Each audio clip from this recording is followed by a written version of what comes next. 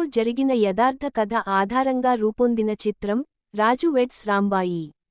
ఇప్పటి వరకు తెలుగు తెరపై రానటువంటి ఓ సరికొత్త ప్రేమకథగా ఈ చిత్రం ఉండబోతుందని విడుదలకు ముందు నుంచే మేకర్స్ ప్రకటించడం. ఈ చిత్రం నచ్చకపోతే నేను డ్రాయర్ మీద అమీర్పేట్ చౌరస్తాలో ఉరుకుతా అని దర్శకుడు బహిరంగంగా సవాల్ విసరడంతో ఈ చిత్రంపై, ఈ సినిమా ఫలితంపై అందరిలోనూ ఆసక్తి కలిగింది. ఇక ఈ వాస్తవ ప్రేమకథ ప్రేక్షకులను అలరించిందా?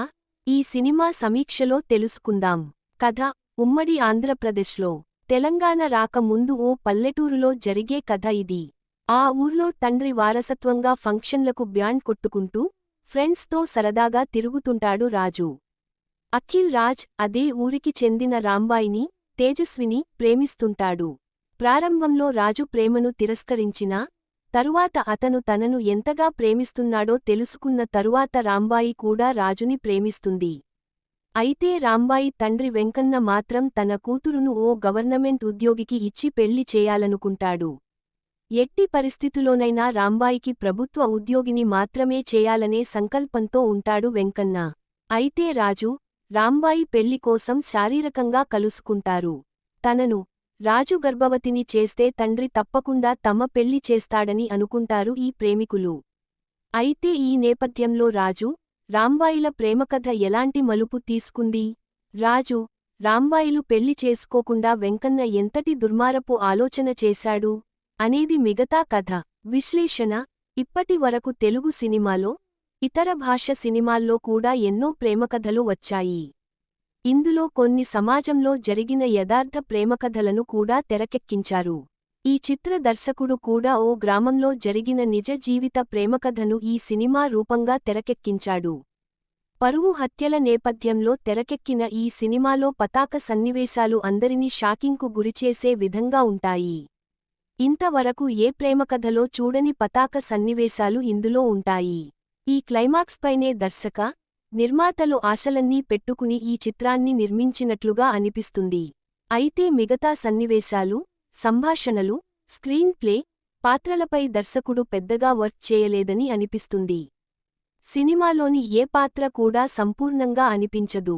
ముఖ్యంగా నిన్ను ప్రేమించకపోతే నువ్వు కొడతావు, ప్రేమిస్తే మా నాన్న కొడతాడు అంటూ హీరోయిన్ చెప్పే సంభాషణ విన్నప్పుడు మాత్రం హీరో పాత్రపై ఎందుకో తెలియని అసహ్యం కలుగుతుంది. మూర్ఖుడైన తండ్రి, మరింత మూర్ఖుడైన ప్రేమికుడు మధ్య నలిగిపోయిన అమ్మాయిలా హీరోయిన్ పాత్రను డిజైన్ చేయడం కాస్త ఇబ్బందిగానే ఉంది. అయితే ఫోన్ ఎత్తకపోతే, హీరోయిన్ను కట్టేతో వాతలు పడేటట్లు రాజు కొట్టడం ఎంతవరకు సబబు అనిపించిందో దర్శకుడికే తెలియాలి. పతాక సన్నివేశాల్లో హీరోయిన్ మీద ఉన్న అమితమైన, గాఢ ప్రేమను చూపించడానికి ముందు హీరో పాత్ర చిత్రణను ఇంత కఠినంగా డిజైన్ చేయడం అవసరమా? అనిపిస్తుంది. ఈ సినిమాలో పతాక సన్నివేశాల్లో మినహా ఎక్కడా కూడా ఎమోషన్ క్యారీ అవ్వలేదు. హీరో ఫ్రెండ్స్ చేసే వినోదం అక్కడక్కడ పర్వాలేదు. కాని ఇలాంటి సినిమాలకు కమర్షియల్ యాంగిల్లో ఆలోచిస్తే వినోదం డోస్ పెంచాల్సిన అవసరం ఉంది. ప్రథమార్థంతో పోల్చితే ద్వితీయార్థం చాలా నెమ్మదిగా, సాగతీతగా అనిపిస్తుంది. అయితే కేవలం ఈ సినిమాలో పతాకా సన్నివేశాలు మాత్రమే ఆకర్షణగా నిలుస్తాయి. అది కూడా ఇలాంటి ప్రేమకథలను ఎంకరైజ్ చేసే ఆడియన్స్ను మాత్రమే ఈ క్లైమాక్స్ ఆకట్టకుంటుంది. నటీనటుల పనితీరు: రాజుగా అఖిల్ రాజ్, రాంబాయిగా తేజస్విని నటన ఎంతో సహజంగా ఉంది. ఎక్కడా వాళ్లు ఆ పాత్రలో నటించిన ఫీలింగ్ రాలేదు అంటే వాళ్లు ఆ పాత్రల్లో ఎంతగా ఒదిగిపోయారో అర్థం చేసుకోవచ్చు. వెంకన్నగా చైతన్య జొన్నలగడ్డ ప్రతి నాయకుడి పాత్రలో భయపెట్టాడు. కానీ తన మార్క్ను క్రియేట్ చేసుకోలేకపోయాడు. ఆయన పాత్ర చిత్రణలో లోపం కనిపించింది. ఇక హీరో ఫ్రెండ్స్ పాత్రలు మన ఊరిలో ఉండే గ్యాంగ్ను గుర్తు చేశాయి. దర్శకుడు తను రాసుకున్న నిజ జీవిత ప్రేమకథను రస్టిక్గా, నిజాయితీగా చెప్పే ప్రయత్నం చేశాడు. అయితే కథలో ఎమోషన్ను ఆద్యంతం కొనసాగేలా తెరకెక్కించి ఉంటే సినిమా అందరి హృదయాలను హత్తుకునేది. సురేష్ బొబ్బిలి పాటలు, నేపథ్య సంగీతం సినిమాలోని స్పీడ్ను పెంచాయి.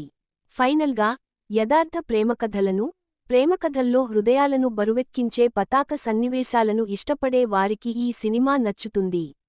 అయితే ఈ సినిమా పతాక సన్నివేశాలను ప్రేక్షకులు ఎలా రిసీవ్ చేసుకుంటారో అనే దానిని బట్టే ఈ సినిమా బాక్సాఫీస్ ఫలితం ఆధారపడి ఉంది.